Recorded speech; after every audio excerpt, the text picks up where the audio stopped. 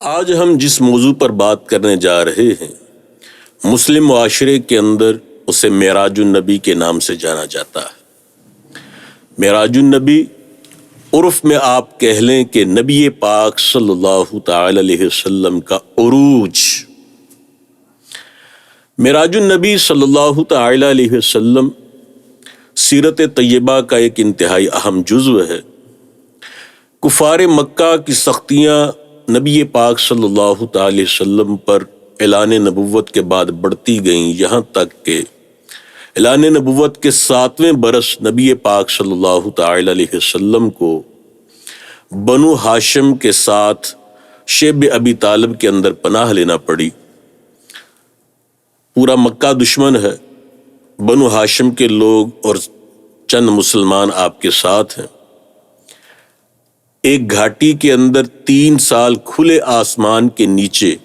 موسم کی تمام تر سختیاں، خوراک اور پانی کی سخت قلت کے ساتھ پورا بنو ہاشم قبیلہ اور مسلمان ان سختیوں کا شکار رہے۔ نتیجہ کیا نکلا؟ سیدہ خدیجہ الکبریٰ رضی اللہ تعالی عنہا، نبی پاک کی وفا شعار بیوی، ہماری ماں، یہ بھی بیمار پڑ گئیں، اور نبی پاک کے مونس و رفیق چچا جناب ابو طالب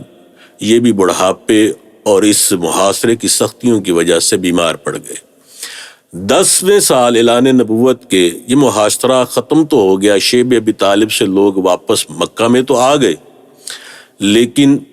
پہلے 10 رمضان المبارک کو اعلان نبوت کے 10ویں برس سیدہ خدیجہ الکبریٰ دنیا سے تشریف لے گئیں، اور اگلے مہینے یعنی شوال میں جناب ابو طالب بھی دنیا سے رخصت ہو گئے۔ یعنی بظاہر جو دنیا میں مضبوط سہارے تھے نبی پاک کے خاندانی اعتبار سے، وہ دونوں چلے گئے۔ اب نبی پاک صلی اللہ تعالی وسلم گھر کے حوالے سے بھی سخت پریشانی ہے کہ گھر کے اندر بچیاں ہیں، اور ابھی آپ کے لیے کوئی بیٹا بھی ایسا نہیں، کوئی بھائی بھی نہیں، تو گھر کے معاملات چلانا بہت مشکل۔ اور دوسری طرف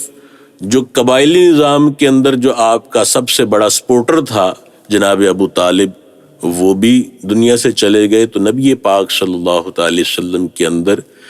کے لیے گھر کے اندر بھی اور گھر سے باہر بھی مشکلات بہت بڑھ گئیں۔ جب مشکلات بہت بڑھ گئیں، پریشانیاں عروج پر پہنچ گئیں، تو پھر اللہ کا کرم بھی عروج پر پہنچ گیا، اور نبی پاک صلی اللہ تعالی علیہ وسلم جب آپ کے لیے حالات یہ تھے کہ آپ دشمنوں کے شر کے پیش نظر اپنے گھر میں عموماً آرام نہیں کرتے تھے، آپ اپنی چچا زاد بہن حضرت علی کی بڑی بہن جناب ام ہانی رضی اللہ تعالی عنہا کے گھر میں